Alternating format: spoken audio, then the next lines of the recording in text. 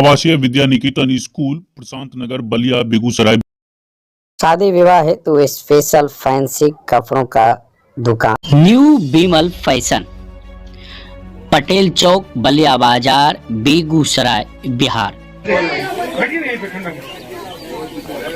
जो मेन चीज है ये आपको युवाओं का पलायन बंद होगा कि पूरा व्यवस्था बिहार के अंदर जो बिहारी के नाम से तमाम लोग जो सुनते आ रहे हैं, हम भी बिहार से बाहर काम किए ना, बंबई में, दिल्ली में काम करते करते आकर के अब यहाँ जो काम करना है कर रहे हैं। तो जो पलायन जो बाहर जाते हैं हम 10,000, 15,000, 12,000 कमाने, जैसे छठ पूजा, ईद का पूजा, दुर्गा पूजा, सब ट्रेन भर भर के आते हैं।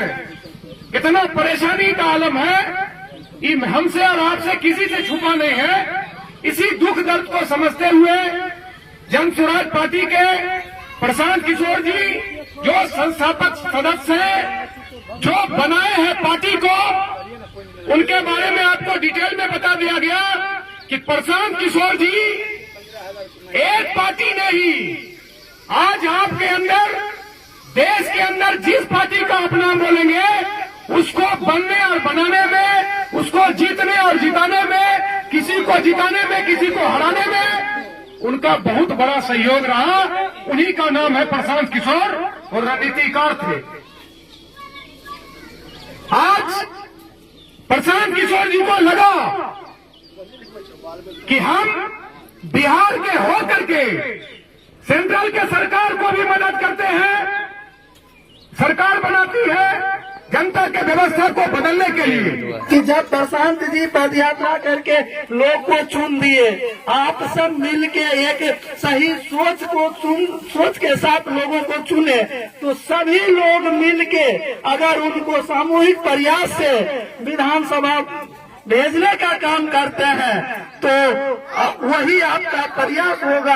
और 3 चीज के तहत अगर आप लोग काम करते हैं तो आप बताइएगा ठीक है यहाँ तक तो चुन देंगे, उसके बाद क्या होगा?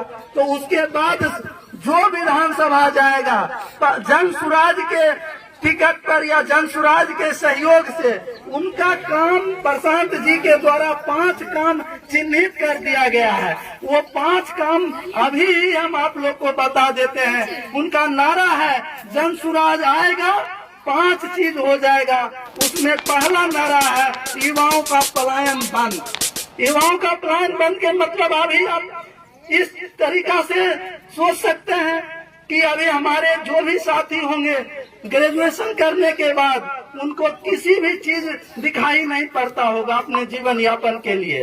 उनको सिर्फ अगर बैठ के सोचते होंगे तो उनको लगता होगा कि चलो भाई दिल्ली, पंजाब, हरियाणा देश चले जाते हैं, 15 से 20 हजार कमाएंगे, किसी तरह जिंदगी व्यतीत करेंगे। उनको ऐसा सोच है, सरकार को कोई नहीं, किसी प्रकार की कोई सोच नहीं है, जिनके कारण हमारे साथी दिल्ली, पंजाब, हरियाणा, केरल जैसे राज्य में जाते हैं और मजबूरी में मजदूरी करके 10 से 15 हजार रुपया कमाते हैं। एक कमरा में 5-5, 7-7 आदमी रहते हैं और अपना हार गलाकर किसी तरह 8 से 10 हजार रुपया आप लोगों को भेजते हैं। उनके जिंदगी में होली, दिवाली जैसी, छठ, दुर्गा पूजा नहीं होता है।